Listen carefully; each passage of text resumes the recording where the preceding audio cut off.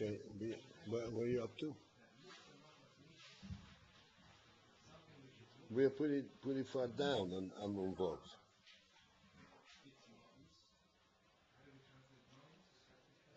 Nun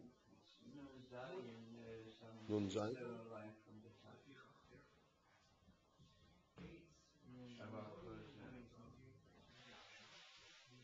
No, I don't think Nun Zayin. We're in Nun Vav. At the bottom of Nun Vav.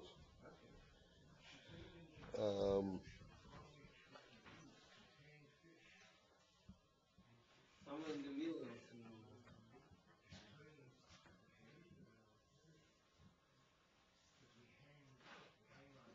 Well,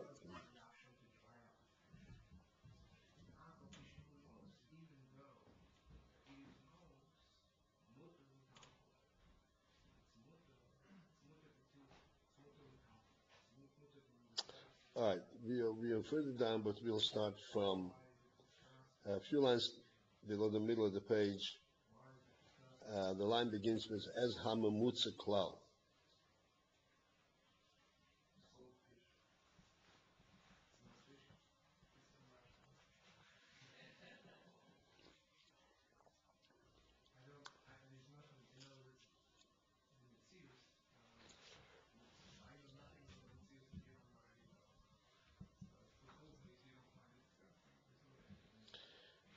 But the Rebbe is explaining here now, and he's giving mashalim for something that appears to be pretty obvious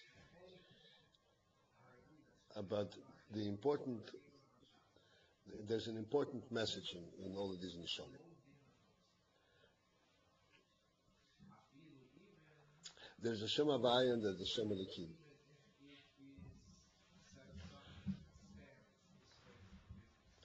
The Shem Havaya provides the Koyah HaYishavus, and the Koyah provides essentially the Rotzin to be Mahava. The whole Seder Ishtalshus, Shem Havaya. This is where existence comes from. It's important to understand. Shem Havaya is Yud Kei Vav Kei, which is Chochmah Bina, and then Midas and Malchus. Why does Bina come out of Chochmah? And why do Midas come out of Bina and the whole Seder Ishtalshus? This is not an unplanned type of development. Chochmah kind of arouses and inspires Bina. Bina arouses and inspires Midas.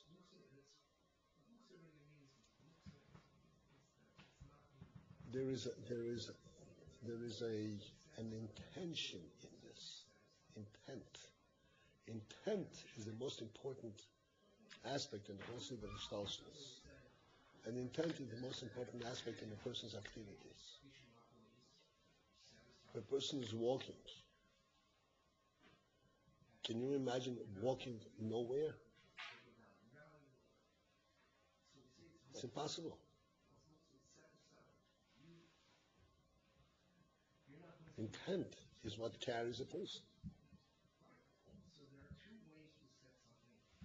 This is the real chayes.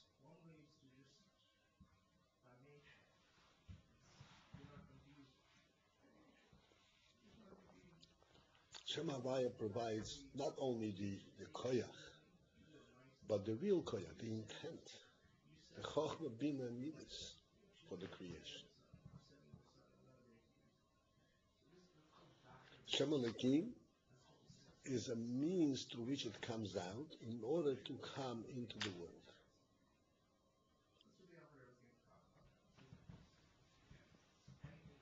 But this is important to understand, that this mamutza does not in itself provide the intent of the creation, the chayes.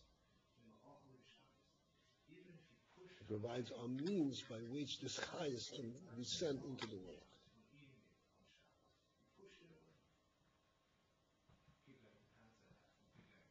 Of course, this is very easy to misunderstand.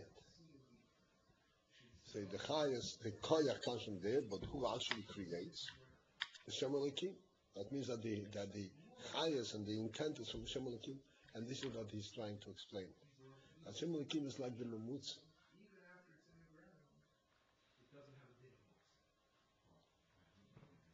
Just like we learned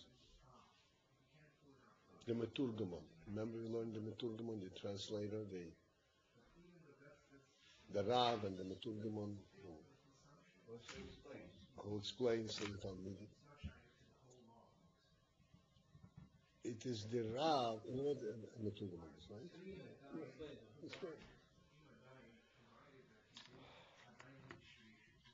The Meturgamon is a very important person in this because he can take the Seichel Rav and give it to the Talmudim.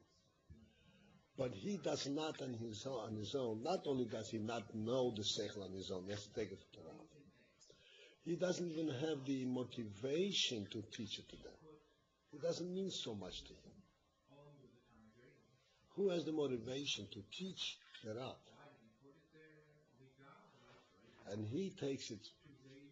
That's why he's only a Meturgamon. And he takes the Seichel Rav and the Chayas that is provided with it to give it over to Talmud. He doesn't have that on his own. This is why a Meturgamon always says, as he's teaching, he says, this is what the Rav said. Why do you say this is what the Rav said?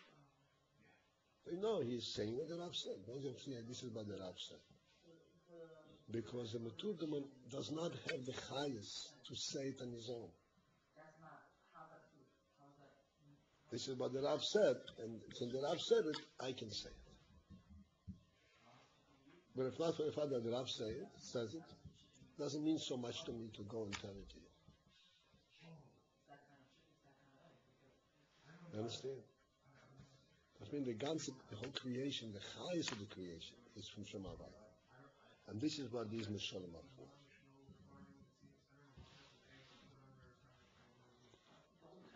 Because we said that Shem Elokim is the Malachim are called Shem Elokim. And then the Shem Elokim itself, and from that there is the level of the Malachim and the level of the different levels of Mutzoyim come from Shem Elokim. Malachim, you know, they do things. They're shluchim.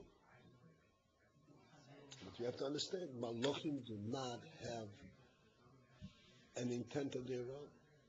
They're just a shliach. They don't have a chayas of their own, so to speak. They don't have an interest. They provide you with chayas. They don't have an interest in providing you the chayas. The interest and the inspiration to provide you with chayas is not theirs. This is where they translate, they carry it from the mind.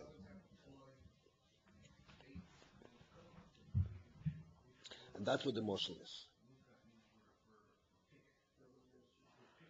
Okay, so we're starting from the word as Hamamutza Klal, right? We have that line, just 2-3 lines below the middle of the page. You have it? The line begins, okay, Mishakosov HaYispoyer HaGazen. Yeah? Or Mishakosov HaYispoyer HaGazen Al HaChoitziv. Can the Gazen, the axe, praise itself over the Choitziv, over the chopper? Choitziv is the person who uses the axe to chop. The Hagam Shel Choitziv Al Yedei HaGazen, where although that he chops via the Gazen, using the Gazen, without the Gazen he could not chop wood. But yet still, HaChoitzev hu ha'odom v'loi ha'gazen. The Choitzev is the person, not the axe. The ha'gazen atzmei l'yasem u'ma. The Gazen on its own will not do anything.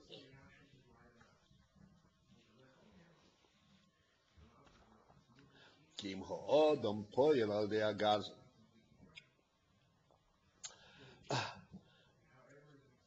Rather, the person affects through the gazan.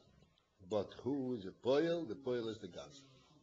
And this Indian that ha'odom poyel al dei hagazon is not referring to only the movement of the hand that which is chopped.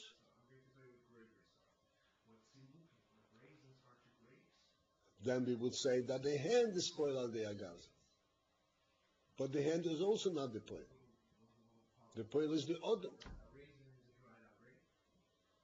Because we're not talking about the act of chopping. Act of chopping is meaningless. It is that which inspires, which the reason for chopping. That comes from the odom.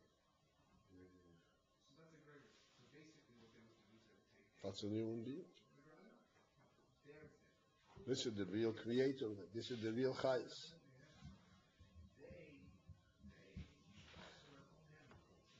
V'lochein.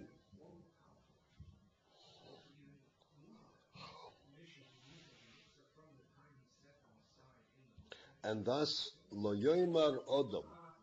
One cannot say, lo kamam noah binyan zeh. How gracious, how beautiful is this binyan, this building, shebnoi hagazan, which the Gazan built. Or kamam meshuba hagazan, how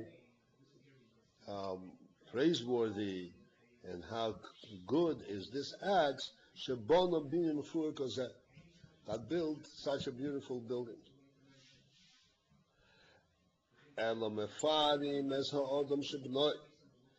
Rather, we are glorifying the person that built the building.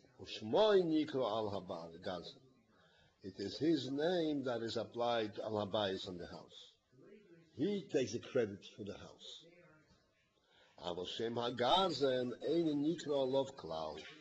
The name of the Gazan is not applied on it at all.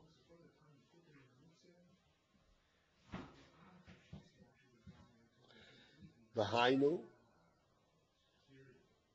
and the reason for that is Mipnei she'einoi rag shali yode bo habini. The Gazan is nothing more except that through him came the binyan. Avoloi shehu haboineh, but not that he is the builder. Why do we say that he's not the builder? She'einoi bal b'chira klal behabinyan, because he doesn't have the aspect of choice at all. He's not the one who chose to build the building at all.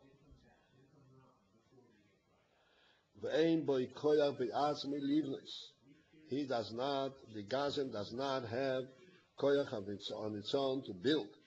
It is only the person who is the builder.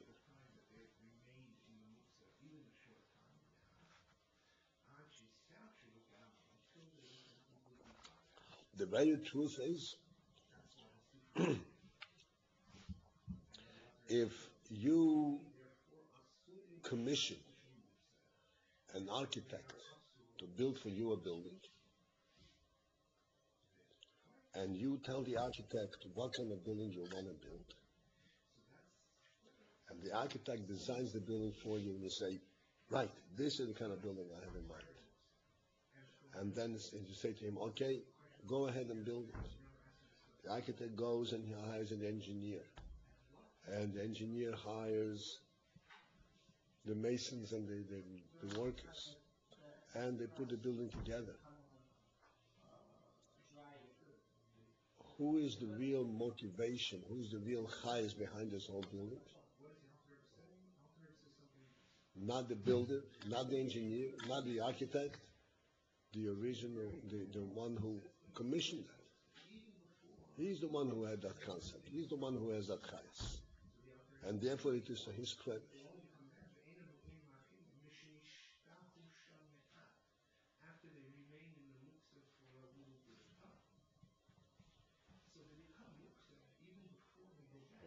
This is what the Rebbe says, you have to understand that the real chayes of something is where does it originate? Where does it originate? Where is its inception? Where is it beginning? Yesh Mayayin. Where is it created?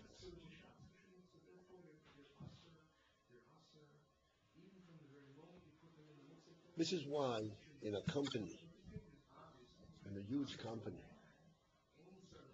you have the factory, the building, the people, the mechanics who put together the cars or whatever it is, and they're expert at their trade, and then you have the engineers who design it, and then you have all kinds of cosmetics and all that, and plans, and it goes higher and higher, and you have the executives, and the planners, and then you have on top, you have the president of the company, and you have the CEO, the chief executive officer. The real decision maker is this CEO. What decision does he make? He makes one decision. There are all kinds of proposals, what we should do, and he says, we are going to do this.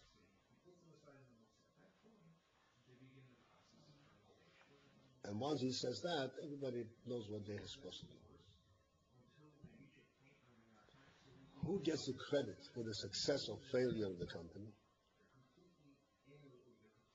The CEO. Even though he didn't do very much, it would seem. And the truth is that he stands behind, he's the motivator for the entire success of the company. This is why he gets paid as much as all the other workers put together. Because they're only memutzoyim. Even the big engineers are only memutzoyim.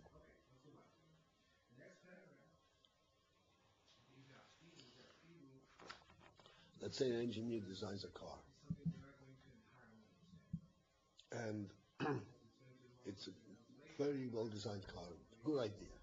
It will work very well. But that's only part of the story. The real story is, are the people in the street interested in a car like this? How is it going to hold out in the market? How is it going to hold out 10 years from today? Is it going to last 1 year, or is it going to develop? Is it a temporary thing, or is it a long-term thing?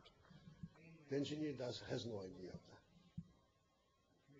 He designed something that seems to him a good thing, but to have the perspective of the market, the perspective of the people who will use it, and how it's going to be used, that you have to have a completely different view of the world, essentially. He doesn't have that. And in fact, when he designed something, it is after that he was told, design me something like that. And the better he understands what the CEO wants, the better he will design a car. Sometimes the CEO gives 5 engineers design this, and only one of them really got the point.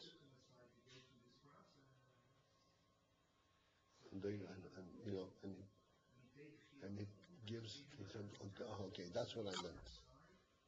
Everybody did a good job, but not including all the ramifications that are necessary for the success of the company.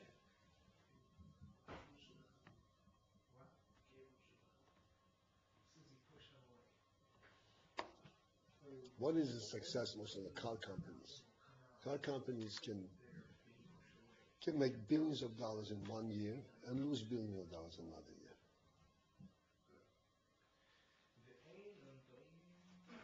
Because every car they build costs a tremendous amount of money. They have to retool, create tools and all that. they build the cars and the material and everything and the labor, and then the car doesn't sell. And there's billions of dollars. And if you have one car that goes out successfully, that picks up the company.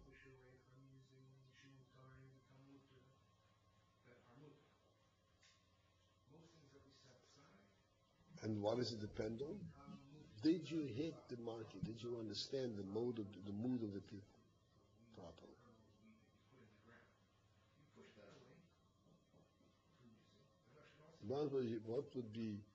What would strike the people?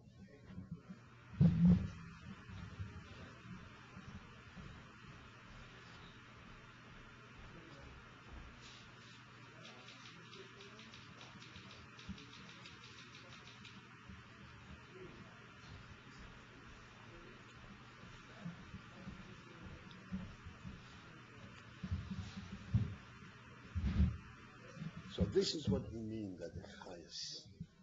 This is why the mechira is so important. Like I said, in the person, the koyach, the builder is not the hand that builds, and the axe that chops, and not the hand that chops with the axe. There's a person who decides, I'm going to chop. That's the real chopper. And even if he doesn't chop himself, he tells somebody to chop. Who is the chopper? The person who told him to chop. That's a real motivation.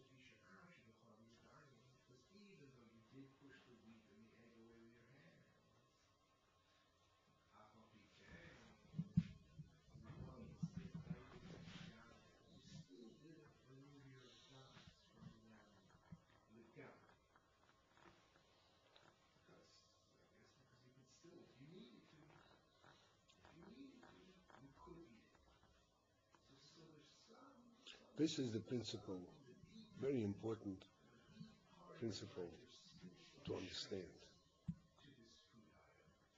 The world, look at the big world. And Bram is spoiled. Look at those buildings, look at all these cars going, people running back and forth, and all these things happening with the governments and trains and cars and airplanes. Look what's going on. Bram is spoiled. None of this has chayes of its own.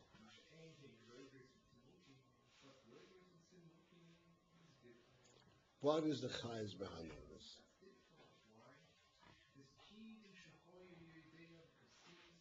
That's what counts.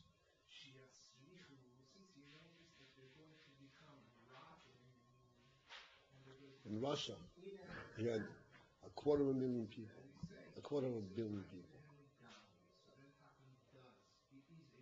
And also working and going, and they had no motivation. They had no chayes in what they were doing. And everything was being pushed and forced, and the whole country collapsed into nothing.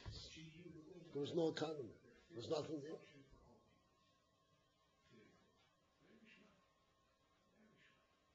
Nothing was going on. He gave them freedom. All of a sudden, poof, it came to life. There are multi-billionaires in Russia now, overnight, in 10 years. Huh? Also in the prison.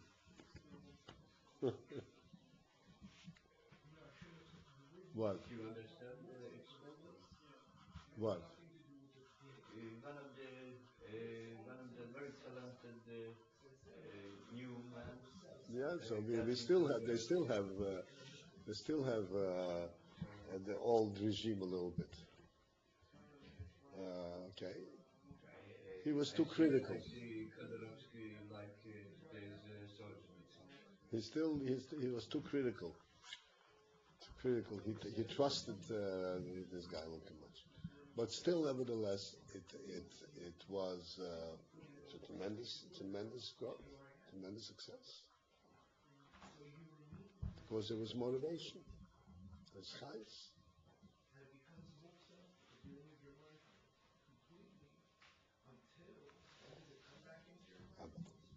If we understand this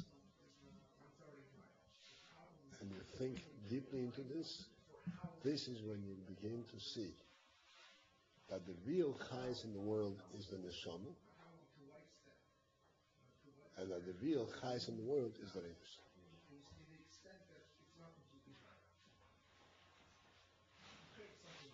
And it is only because there is a chayes and a key in the world, only because of that, everything operates.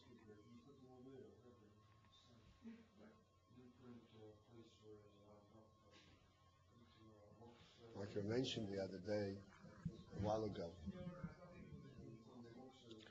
that even the goy has in mind his children, has in mind what's going to be after I pass away, after I die. What's the world going to say about me? In other words, he has a certain perception of something bigger than the limited life, than the world, the experience. This is the real motivation. The motivation. Like I said, the president, they were saying, the President of the United States, who has reached, so to speak, the highest position in the world, has a concern, what's history going to say about him? Remember we discussed this. What's history have to do with him? History is after he is gone. So why does he care? That's the highest, that's the motivation behind it. The only reason a person has motivation is because he senses that there is real motivation in the world. And those who do not sense that, by whom the whole motivation is self-aggrandizement, gaiva, they don't last. They don't last. They fall apart. Because there isn't real chayes. The real chayes of a person is avodas Hashem. This carries him through everything.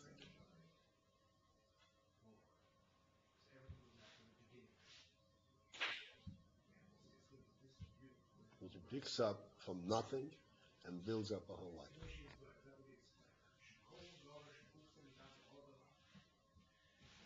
God's help.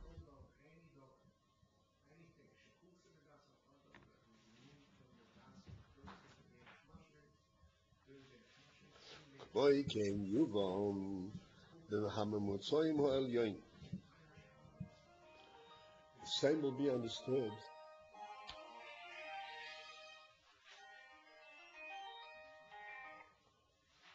regarding the Mutsoim Ho'el. The Mutsoim above, like we said before, the Elikim, Shem Elikim, and the Malochim, and the Mazolois,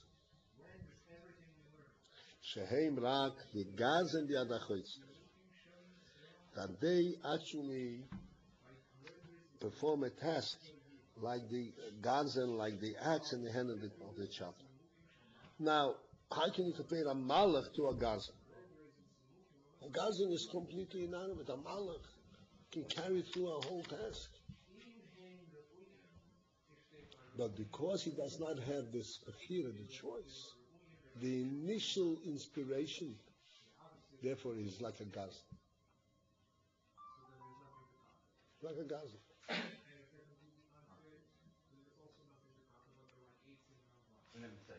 Huh? An emtsai. Who creates the world? The Eibishter, exclusively, because he wants to create it. And the Gemara says, Shoikev Amud Sheish. Shoikov, that's a pasuk in Shirashi. Shoikov Shoikov means his limbs, his feet. Amud Sheish are pillars of marble. The Gemara says, Shoikov Zeho Eilam. This is the first of the morning to the world. And why is it called Shoikov? Because Nishtoiki HaKadosh Baruch Hu Librois. Because HaKadosh Baruch Hu desires, wanted to create it. What gives the world this power? Like the world stands like a pillar of marble. And what marble is? Because Hashem wants it, desires it to be. And that's why it's so powerful and so strong and so beautiful. Because there is Hashem's desire for it to be. And without that desire, the world would run away to nothing.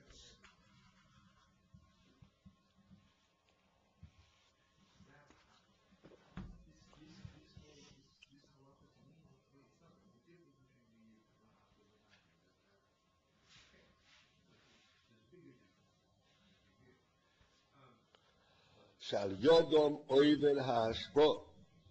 They're like just like the Gazan, like the ox through whom Oivel Hashpo, the Hashpo passes through. Avalei Shabo Mikoyach Hatzmo. But not to say that it comes from their own koyach.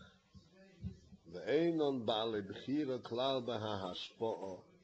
They are not the Ba'alei B'chira. They are not those who have the power of choice in the hashpo. Ki im hamashpia hu elokus. The mashpia is only the elokus. Shemashpia birtzoino yizborei, where he is mashpia through his will. Nim shechol hashpo al di hamamutzoyim anal. Then the hashpo comes through those mitzoyim. The day she is, and why do we need?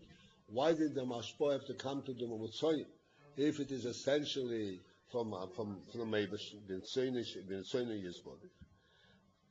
Why is it nisha the mitzoyim? Big day. This is only in order. She is haven mitzias hagashmi, so that mitzias hagashmi should come into being.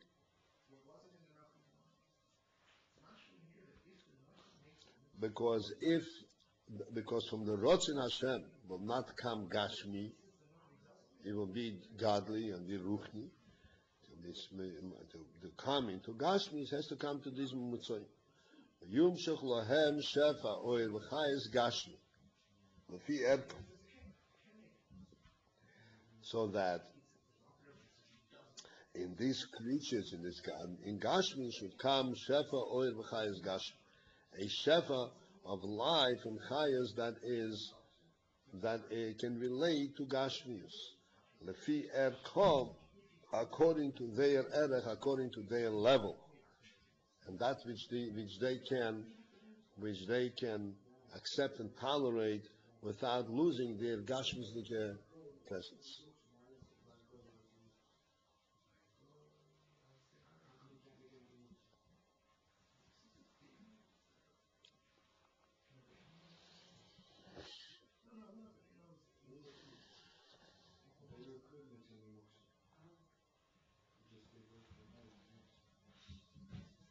Like we explained in the sunlight.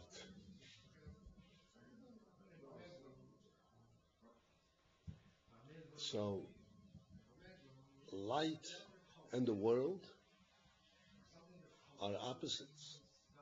The world is essentially dark. Right? The world without sunlight is perfectly dark, pitch dark. And then comes light, which does away with the darkness of the world. But in order that this light should serve a purpose, should illuminate the world, it has to be very limited light. It has to be a light that can combine with darkness. Not that it completely eliminates the darkness. Like if you bring the sun down over here, it's not going to make it light.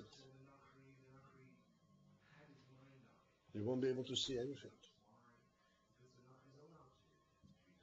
In order that the light should serve a purpose, it should be a light that can illuminate darkness, illuminate Gashmius. It has to be a very limited light.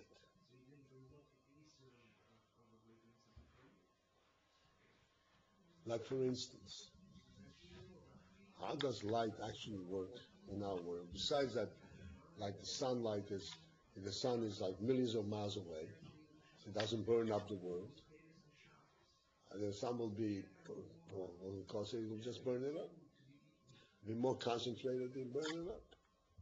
Even now, the sunlight, if you take a little sunlight into a magnifying glass, you can right away ignite, make a piece of wood burn. No time. It has to be dissipated, really concentrated. And then another important aspect of light, of light in the world, is that light comes from a distance and comes from one direction. You always sense that the light is coming from someplace. If light would surround the whole world, let's say if the sun were surrounding the world, it would not be a ball in one place, Mizrach Ma'ariv. It would be surrounding the world and giving light from every direction. What would happen then? Would you be able to see this cup? Not probably, definitely not. You wouldn't be able to see it. There would be so much light that light would completely overcome the darkness, and you would not be able to see anything. It would not be light that can relate to Gashmis.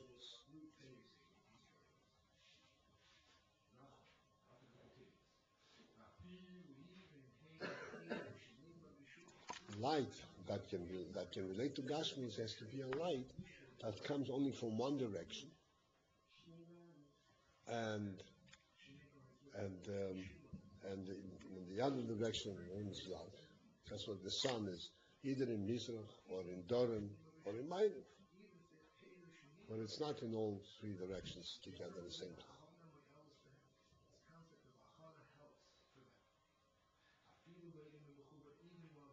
That's what we have. Mizrach, Doran, and Ma'ariv. We have sides.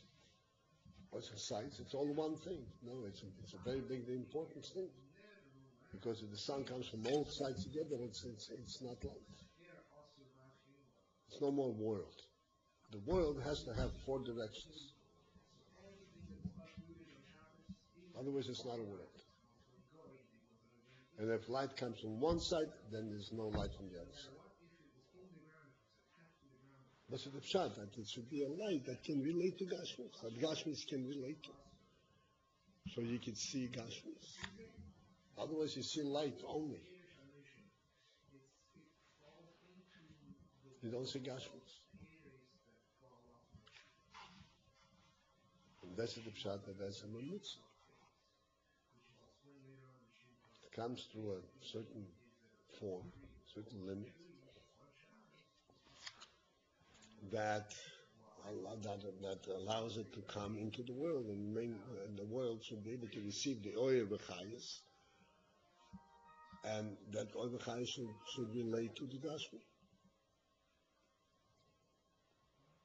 Lefi Erko.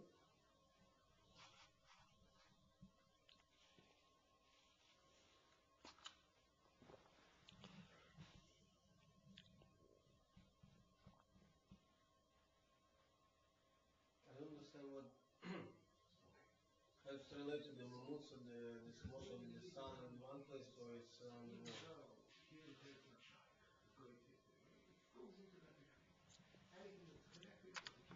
The mamutz is not the essence by itself, but it's like only some part of the.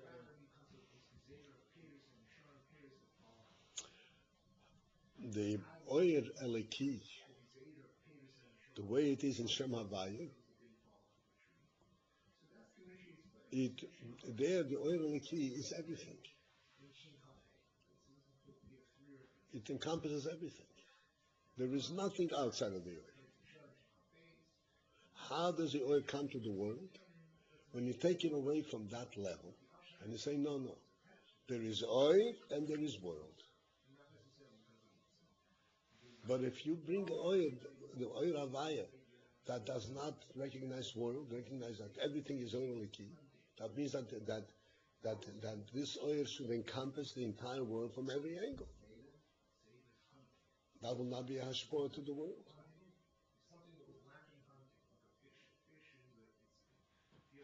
Remember I gave you the muscle of taking the walls down from the treasure house. Remember that? You know what I'm talking about? I know what you're talking about, but I don't think I was here then. No, you probably won't. I mentioned it several times. Like if you want to give riches, if a person has, the Melech has unlimited riches, and he wants to give it to his people. So he can go and say, okay, take the walls down from the treasure house, from the oasis. Split it off, let it go out to other people.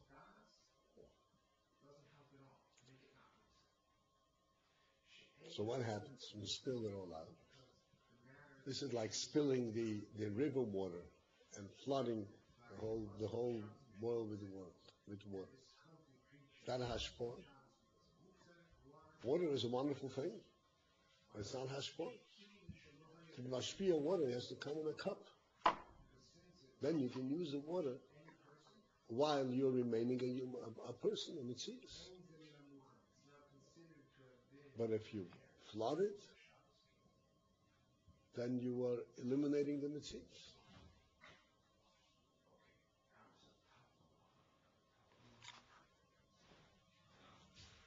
How do you properly give? How does the Melech wants to give? How do you properly give? You keep the walls of the treasure house intact. You open a window, and everybody comes up, and he says what he needs, and you give it. That's the right hashpor.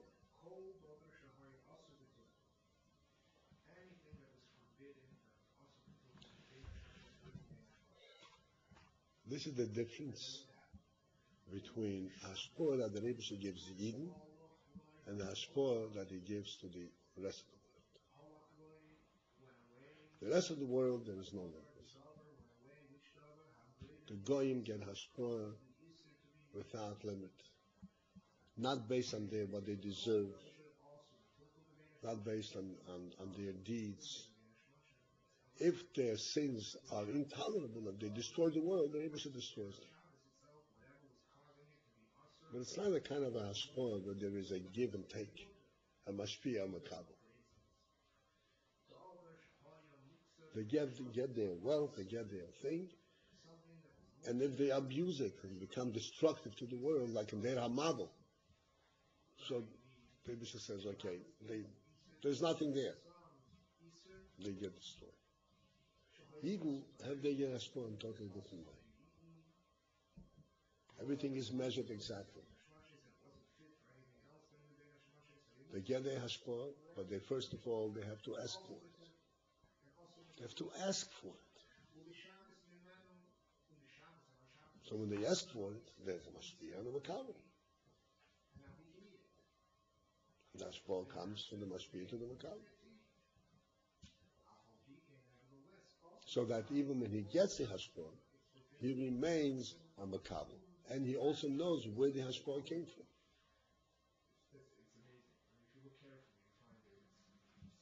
So he doesn't become overwhelmed. He doesn't become just a mashpia.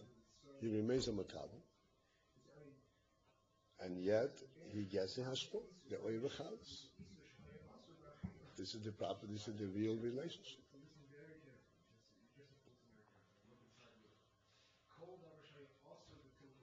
The rest of the world, where there isn't that relationship with mashpia and makabel, it's just given unlimited.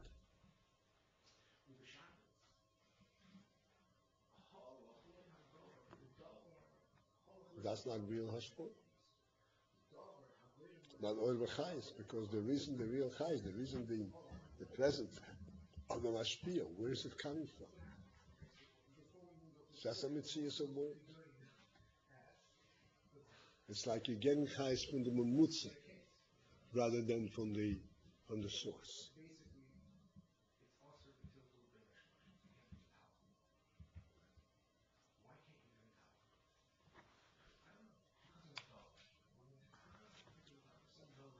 Okay.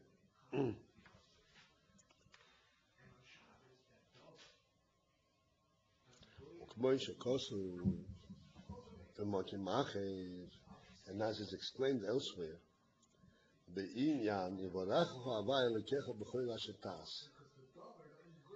we discuss this principle, this apostle in the Torah, that Hashem will bless you. You know that you will do. Hashem will not send you blessing without you doing anything. He will send you blessing b'chol asher ta'aseh. She'ha'odom tzorich lasois v'lasik b'asiyo gashmis, where a person actually must do and get engaged in gashmisike activity, asiyo gashmis, in deeds and gashmis, that can result in atzlocha. K'moi be'esek maso umato, such as in maso umato, in business transaction. And the reason he has to get engaged in maso umato, mipnei, because shetzorich lekabel chayusei me'oyer v'chayos gashmi, because he has to receive these chayos from a chay oyer and chayos gashmi.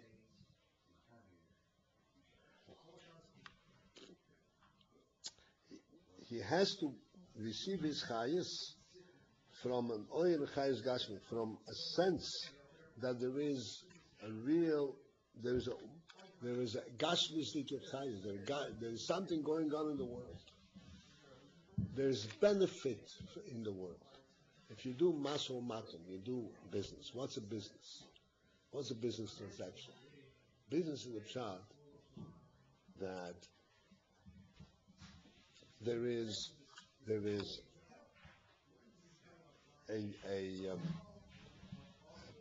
benefit to the buyer and a benefit to the seller.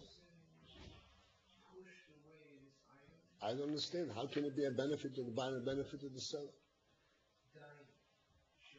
If this is beneficial to the buyer, why is it beneficial to the seller? If it's good for you, why is it not good for me? Why should I sell and you buy it? I'll keep it for myself. Right? What's the maso matter? If it's good for you and you're willing to buy, I have it already. So why should I sell it? That is good for you. It's good for you. It's good for me. The answer is that this is the principle of chayos, of oil, of worldly oil. That there is that which is beneficial for you is not necessarily beneficial for me. This is what the oil. There's a worldly oil. Worldly oil means that one person is the manufacturer, and one person is the buyer. For him, this is good. For him, this is good. This is maso mato.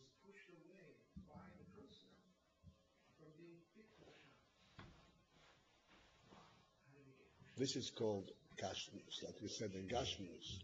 In Olukus, when you go higher, it's all oil. It's all one oil that encompasses everything. In the world, it's not all one thing. One moment this is good, another moment this is good, another moment this is good. When you're hungry, eating is a good thing. When you're not hungry, eating is a terrible thing. Eating is not always a good thing. If a person overeats, eats more than he should, it's a killer. The Rambam says that the majority of sicknesses come from overeating. Eating is a wonderful thing, right? Food. The majority of sicknesses, and I don't remember exactly how much he says, but the majority of people dying is from too much food rather than too little.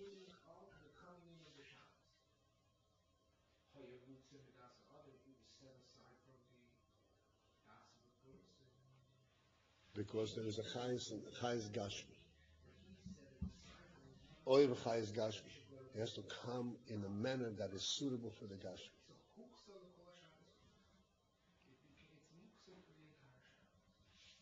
And the person has to receive his chayes in a manner that is suitable for the gashmi.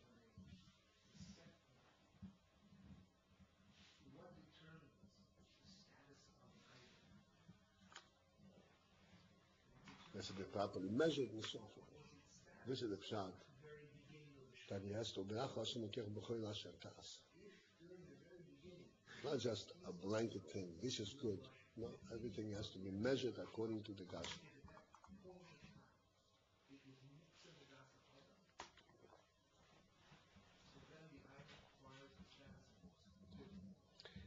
In other words, it has to be measured within the gashmistic world itself.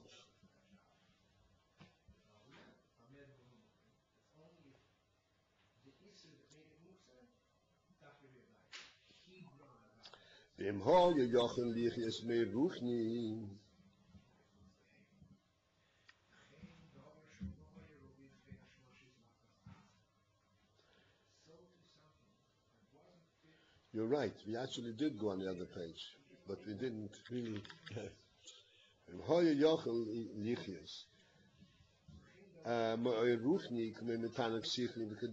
He could have been. They could have lived from a ruchin zikir light, like mitanuk sichli from tanuk sichli. Ukedoim. Dugmas kabolas chayes anshomes began Eden. Similar to the way the neshomes receive chayes in Gan Eden. Shemekablim chayusom mehasoga belokus. They get their chayes from hasoga, from comprehending elokus, and that is their chayes.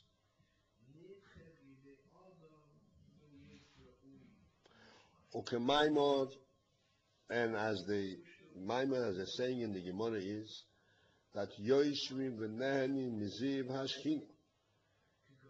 They sit and they delight from the ziv hashchina, from the light of the Shechina.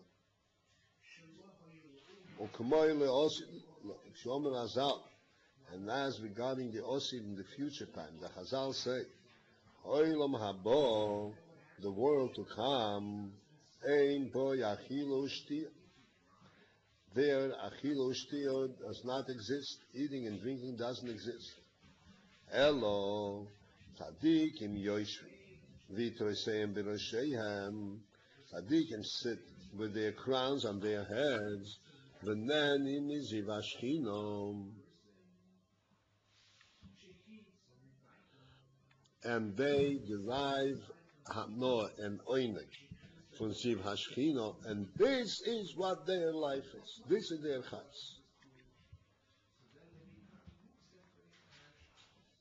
Harei bedugmas kabolas achayes achsho me'achilo ushtiyo gashmos, which seems to be saying that similar to the chayes that we receive now from achilo ushtiyo gashmos, from eating from gashmos food, kein yiyah la'osid. This is what's going to be la'osid kabolas hachayos me'mashin yenom miziv hashchina. They will derive chayes from yenom miziv hashchina, from the oinek from the ziv hashchina. So then, oz lo yehoyo tzorich lasik be'isik v'asir gashmis. Then he would not need to get involved in isik asir gashmis. Now, this requires a little bit of an explanation. Because if the chayes is from hasoga ruchnis, hasoga elokus, understanding and comprehending elokus, is this the same chayes that we have now from eating and drinking? It looks like it's a ruchnisike type of chayes, almost like an imaginary type of thing. That's like a person now understands and he has chayes from understanding. Can you live from that? You can't live. I mean, you can exist from it. You can, as long as you exist, you can live from it. But you have to exist. Food is what makes you exist. It gives you a real chayes.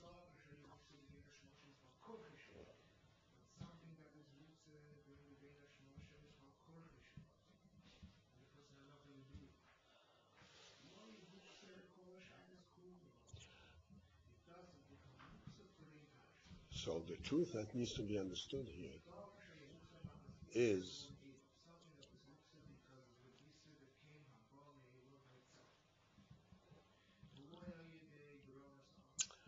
that the oineg of seichel that we have today, the oineg of seichel, that we say that one cannot live from this oineg of seichel, from seichel alone. The reason for that is that in the seichel that we understand, there isn't a real holocaust, a real godly presence. It's a ruchnisike presence. It's an idea, but it's not a real presence. There isn't a true godly presence in it. If there would be a real godly presence, I'm talking fact we wouldn't need to eat. Because godliness is the source of all existence, from the food itself.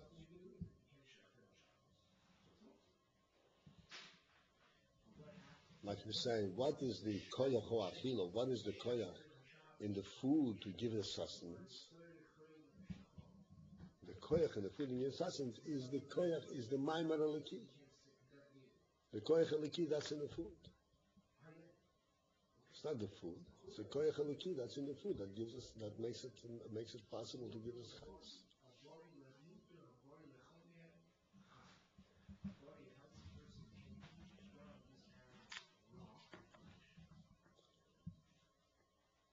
To understand this over here, you have to understand the difference between ruchnius and holocaust. From time to time, we touch on it. Ruchnius and holocaust are not the same. There's a similarity. Just as, like, holocaust is not something tangible. You can physically touch it. Ruchnius is also not something tangible. But this is where the similarity ends.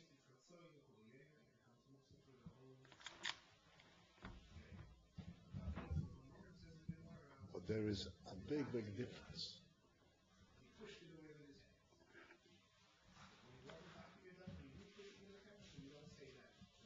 Let's take an example from seichel. A simple seichel. 2 times 2 equals to 4. Simple seichel.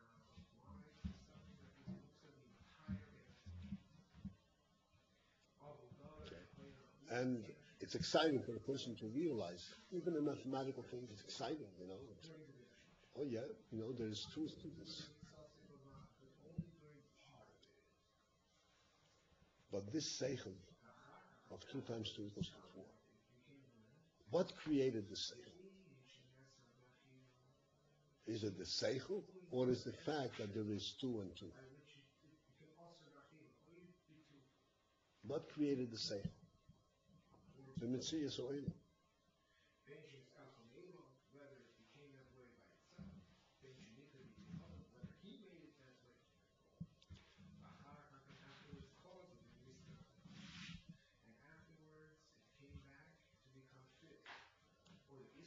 The real koyach of this seichel is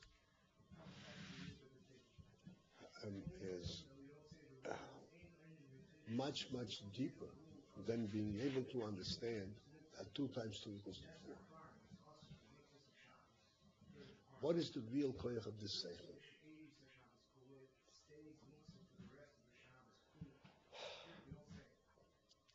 We always point out the difference between a human being understanding that 2 times 2 equals to 4 and the computer giving you the answer 2 times 2 equals to 4. Remember we discussed this. The computer, when it gives you the answer, it doesn't really care. It gives you the answer because that's how it comes out the gashmis. A human being understanding that 2 times 2 equals to 4, this is a neshama thing. really makes a difference to you. It's a neshama thing.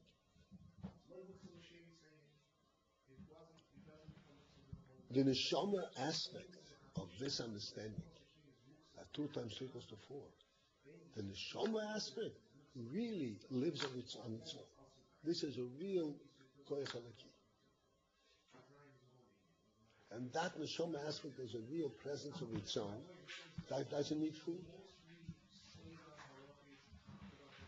It really is a godly presence. The neshama.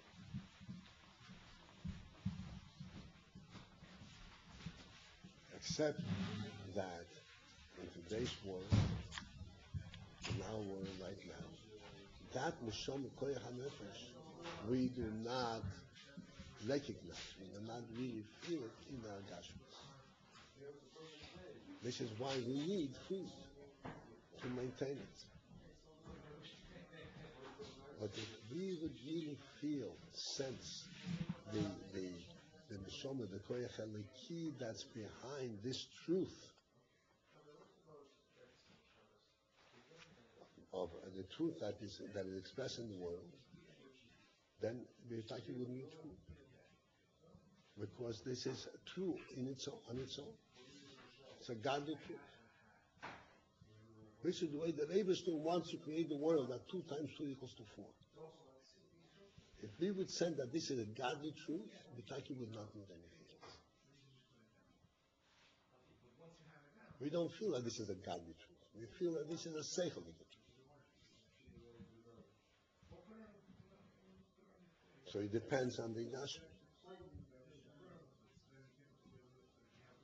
But if we would actually sense that this is a godly truth, then we take it with me.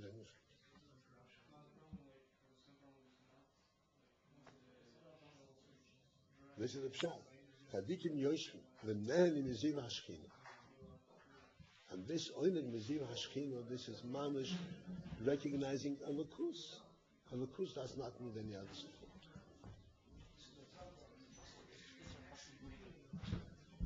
If we would have the hasoga over lakus mamish, we wouldn't need any other.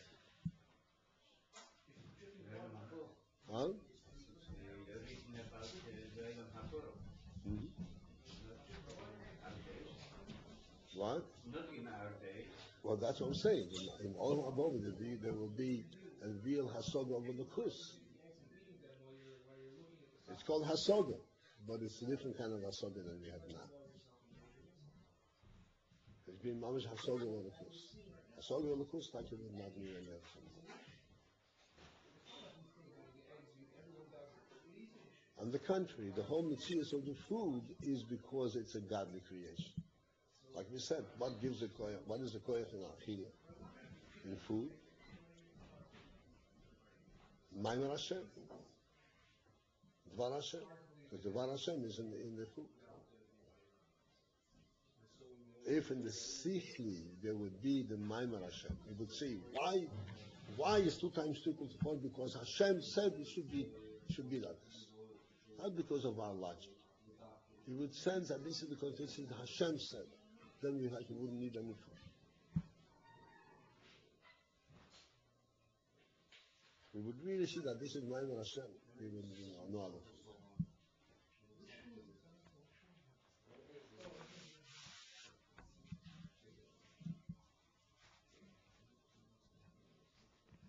How the food exchanges this oil?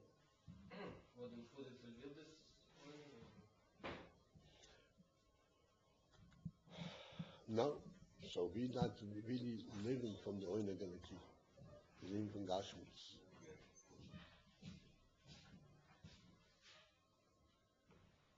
In Gashmis is concealed this koyach halaki.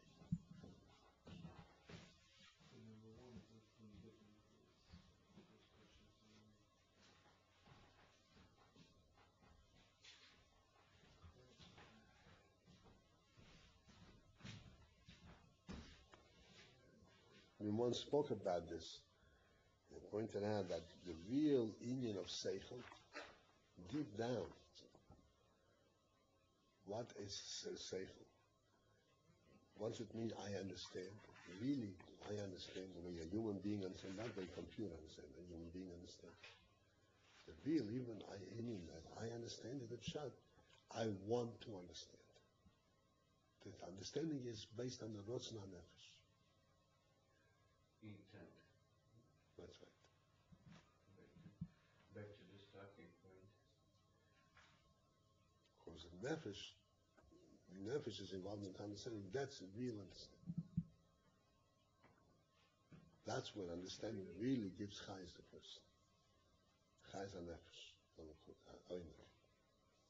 What it concerning on Nefesh, not on the key. I said, love it, be mamish on the key, but you won't need anything.